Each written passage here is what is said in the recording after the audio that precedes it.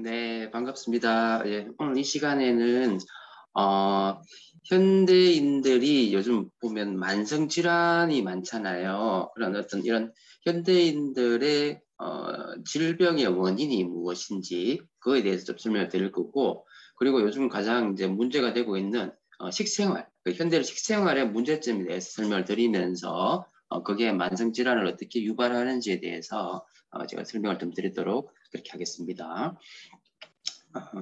자, 보시면, 지금, 어쨌든 예전에 비해서 대부분의 삶은 엄청나게 많이 업그레이드 됐죠. 하지만, 우리가 먹는 먹거리는 점점 나빠지고 있다는 거죠. 그게 이제 시대가 현대화되고, 그러다 보니까 너무 바빠지고, 그러다 보니까 가공식이 많아지고, 그 다음에 몸에 좋은 거는 적게 먹게 되고, 몸에 나쁜 거는 많이 먹게 되는. 왜 그러냐면, 인간의 어떤 식생활 습관 자체가 어때요? 몸에 좋은 걸 먹는 것이 아니라 본인이 먹고 싶은 걸 먹잖아요. 근데 그 먹고 싶다 하는 것이 결국은 우리 몸을 나쁘게 한다는 사실을 요즘은 뭐 이제 상식화됐잖아요. 하지만 그걸 실천하니까 그렇게 만만치 않다는 사실이죠. 그래서 여기 보시면 병을 일으키는, 그죠? 그걸 통해 죽음으로 가게 하는 여러 가지 이제 원인에 대한 스타디를 했더니만 가장 많은 게 뭐라고 돼 있어요? 먹는 음식이라는 거죠. 그 외에 뭐 혈압이나 흡연이나 혈당이 높은 거, 대기오염이라든지 뭐 비만이라든지 여러 가지가 있지만 결국은 가장 높은 원인을 차지하는 것은 바로 우리가 먹는 먹거리라는 거죠. 그리고 밑에 보면 뭐 혈압이나 고혈당이나 비만, 콜레스테롤도 결국은 뭐예요? 먹거리에 의해서 생기는 어떤 질환들이잖아요. 그래서 결국은 뭐다? 전 세계 사망 원인의 1위는 바로 뭐예요? 식생활 습관에 의해서 나타난다. 그래서 이것 때문에 생기는 질환들은 급성 질환이 아닌 비전전성 만성 질환이죠. 그래서 뭐 심혈관 질환이라든지 요즘 이제 가장 문제가 되고 있는 게 심혈관, 당뇨, 암 이런 거잖아요. 그렇죠? 그래서 물론 6 플러스 면역 질환 이런 것들.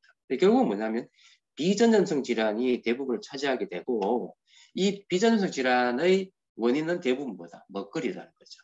그래서 여러 가지 우리가 먹는 먹거리 중에서 문제가 되는 걸 이렇게 확인해 본다면 여기 보시면 소금을 1위를 해놨어요. 그래서 이제 소금을 많이 먹는다. 그러니까 소금 어떤 소금? 정제된 소금이죠. 그러니까 우리가 우리 몸에 좋은 소금인 천일염은 그래도 괜찮아요. 그렇지만은 정제되어 있는 NaCl, 나트륨이 과다되어 있는 그 소금이 결국 뭐 혈압을 높이고 혈관을 나쁘게 하고 하는 여러 가지 문제를 일으킨다는 거죠.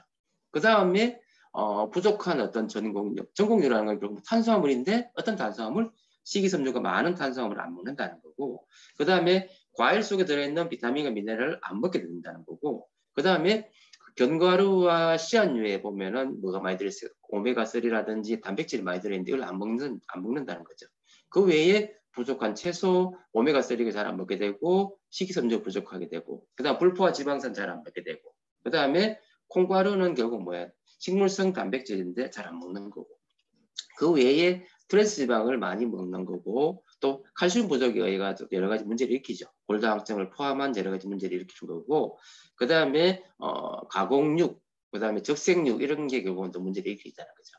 그래서 통계에 보면 우리나라 소금이 이제 하도 안 좋다고 이야기를 하니까 먹는 양이 줄기를 많이 줄었어요. 그래서 2013년도에는 4.8g, 근데 2019년도는 3.2로 줄었지만 지금 권장량은 하루에 한 2g이거든요. 그래서 거기에 비한다면 우리나라는 아직도 소금을 많이 먹는 나라이구나라고 우리가 생각해 볼 수 있겠죠. 그리고 요거는 뭐냐면요.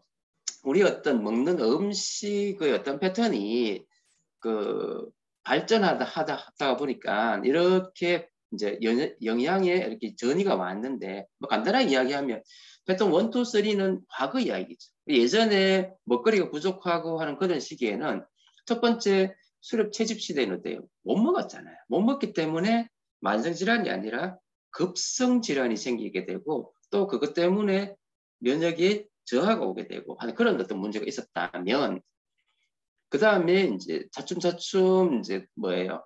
이제 단일 재배를 하게 되면서 노동집약적이 되면서 조금씩 나아지고는 있지만 아직도 부족한 시대였고, 그 다음에 이제 점점 많이 만들어내다 보니까 기근이 감소하게 되고, 그걸 통해서 전분, 저지방, 고식이섬유 이런 식으로 해가지고 조금은 좋아지고 있는 그런 시대를 지났다면 지금 현재는 뭐예요?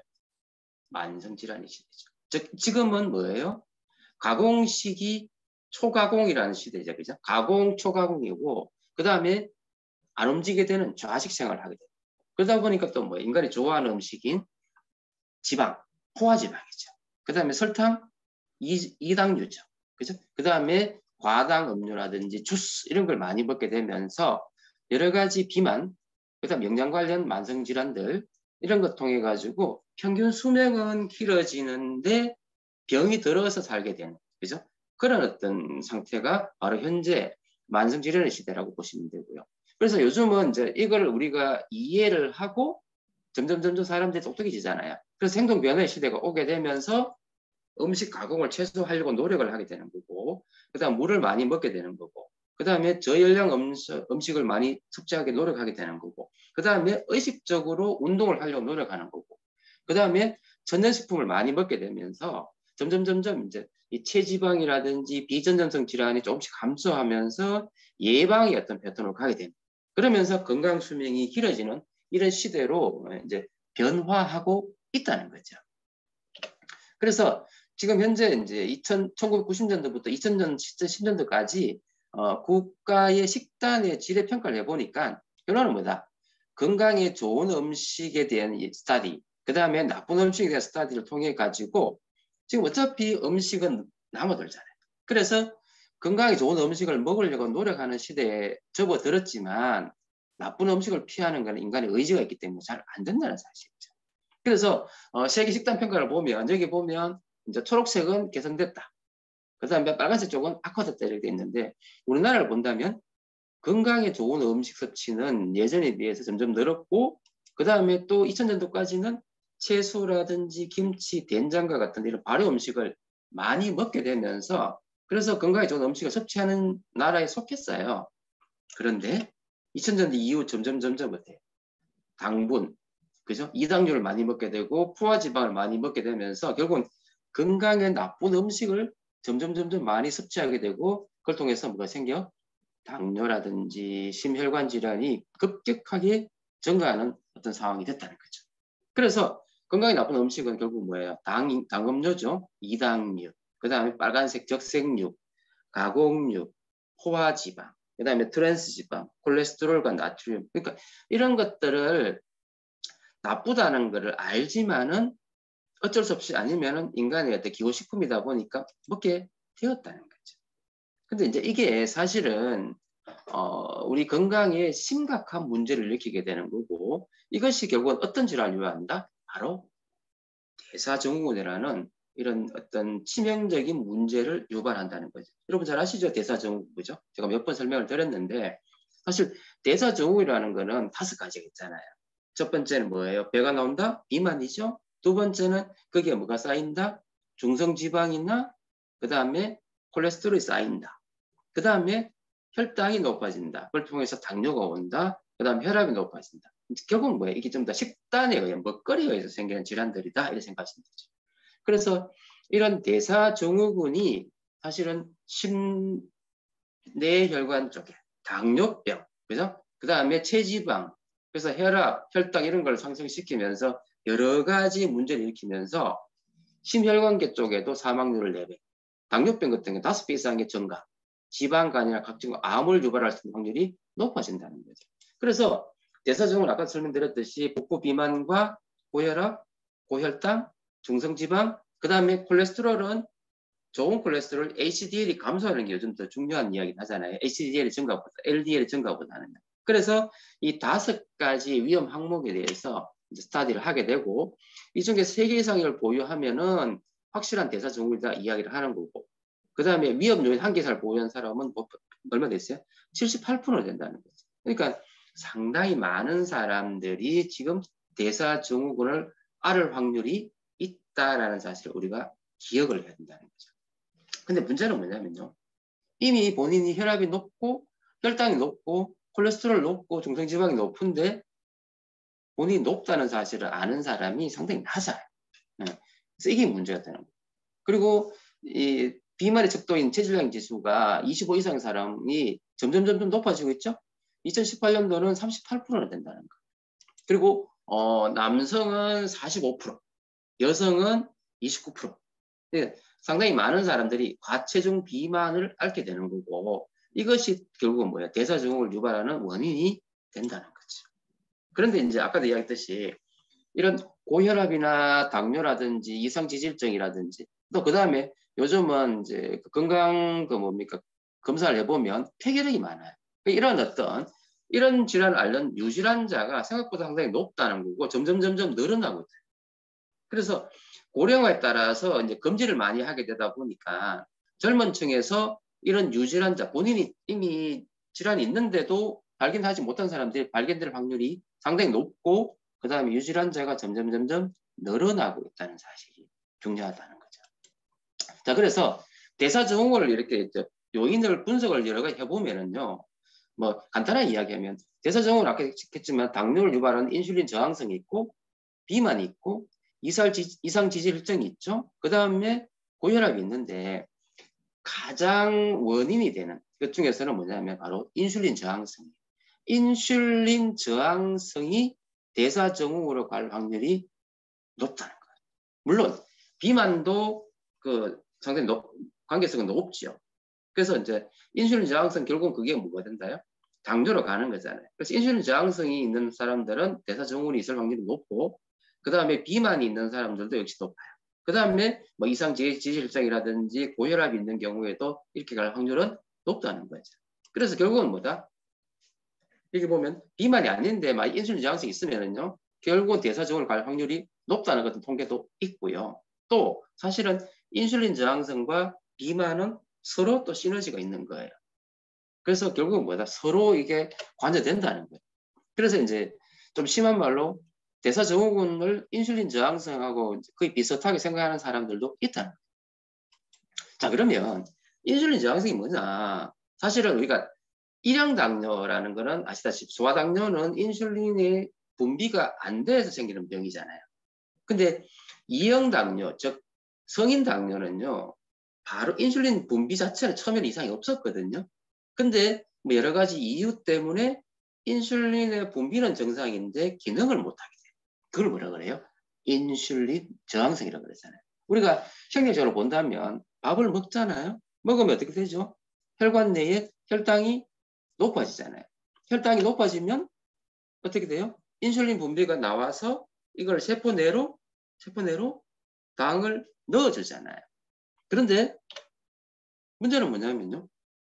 인슐린의 기능이 떨어지니까 혈당을 세포로 못 넣어주는 거예요. 못 넣어주면 어떻게 되죠? 혈액 내에 혈당은 높고 인슐린 기능 못하는 인슐린은 많이 있는 거예요.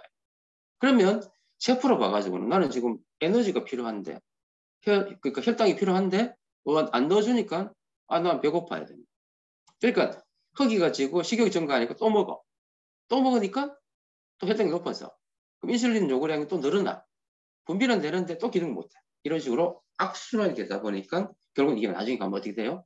인슐린 분비를 못하게 되는. 그러면서 완전히 당뇨가 되는 그런 상태로 간다는 거죠. 근데 결국은 인슐린 저항성이 오면 혈관 내에 혈당이 높아지게 되죠.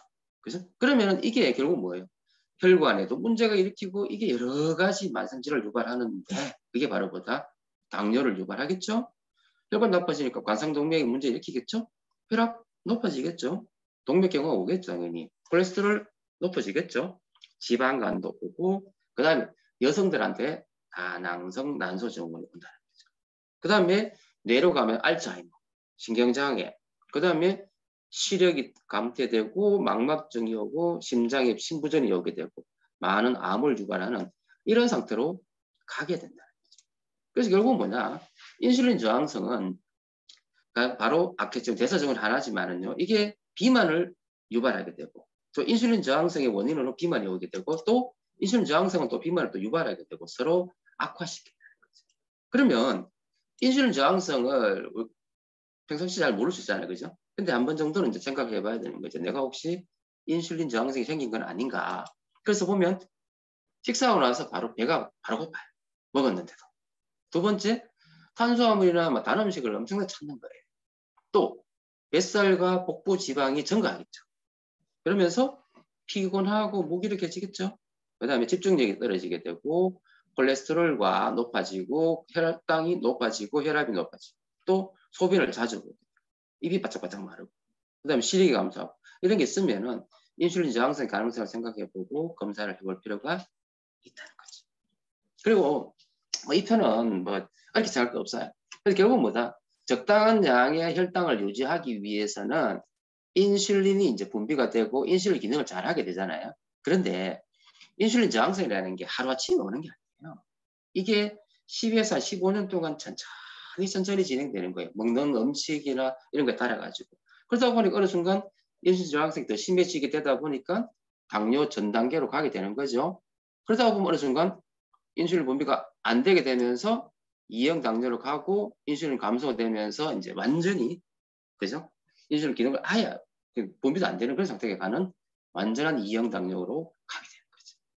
그래서 이런 관계를 통해서 처음에는 아까 했지만 인슐린 저항성 당뇨 결국은 혈관의 문제죠. 그래서 처음에는 작은 혈관인 콩팥이라든지 눈이라든지 발에 문제가 되면서 당뇨병성 그죠? 여러 가지 문제를 일으키는 거 아시잖아요. 근데 결국 나중에는요 큰 혈관에 인볼브 해가지고 여러 가지 큰 혈관의 문제를 일으키다 보면은 뇌 쪽에 심장 쪽에 여러 가지 이제 문제를 일으킬 확률이 높아지겠죠. 그래서 그럼 어떻게 할 거냐? 결국 뭐냐? 먹거리에 대해서 우리가 지침을 세워야 되고 좋은 먹거리를 많이 먹고 나쁜 거를 줄여야 되겠죠. 그래서 좋은 거는 뭐예요? 식사할 때 건강한 음식, 채소라든지 과일이라든지 물이라든지 이거를요 잘 먹어주면 되겠고 그 다음에 이득이 조금 되는 음식 택하면 좋겠죠. 그 열량이 낮고 당지수 지하가 낮고 포만감을 높이는 음식을 먹으면 좋겠죠. 그죠? 적게 먹게 되겠잖아요. 그 다음에 어떻게 먹어? 대화하면서 먹고 음식을 음미하면서 먹고 천천히 먹고 그러다 보면 어떻게 해요? 가짜 배고픔을 내가 구분할 수 있잖아요. 그래서 규칙적으로 먹고 밤에 음식을 먹으면요 가짜 배고픔이 심해집니다. 그래서 그리고 또 마지막으로 몸에 좋은 걸 선택하면 좋겠죠. 그래서 좋은 탄수화물은 뭐예요? 좋은 탄수화물은 다당류죠. 잡곡이나 현미라든지 콩이나 과일 같은 이런 복합 탄수화물. 지방은요 오메가3를 포함한 이런 올리브유라든지 카놀라유라든지 아보카도 같은 식물성 기름 좋겠고 단백질은 육류보다는 식물성 단백질 달걀이나 생선 같은 걸 통해서 보충해주는 이런 게 좋겠죠. 그래서 결국 뭐다? 식생활을 바꿈으로도 충분히 건강해질 확률이 높아진다? 예스죠. 예스. 그죠? 이해하시는 거잖아요. 자, 그래서 이제 마지막으로 정리해 본다면 건강의 조건은요. 적당한 영양, 즉 식단과 영양소를 충분히 공급해주는 영양이 중요하고 그 다음에 운동. 운동은 빠르면 빠를수록 좋다. 그 다음에 휴식을 충분히 쉬어야 되고 휴식 중에서는 뭐예요? 충분히 잠을 자야 되는 거죠. 그 다음에 스트레스 관리를 잘 해주면 이걸 통해 가지고 건강해지고 면역력 높아지고 비만이 또 조절되다 보니까 또 건강해지는 거죠. 그럼 이 사이에서 항산화 기능, 즉 몸이 산화된다는 거는 노화가 되고 미토콘드리아 기능이 떨어지게 되고 여러 가지 문제를 일으키잖아요. 그래서 항산화에 대해서 신경 써야 되고 그다음 생활 독소를 제거해주는 해독.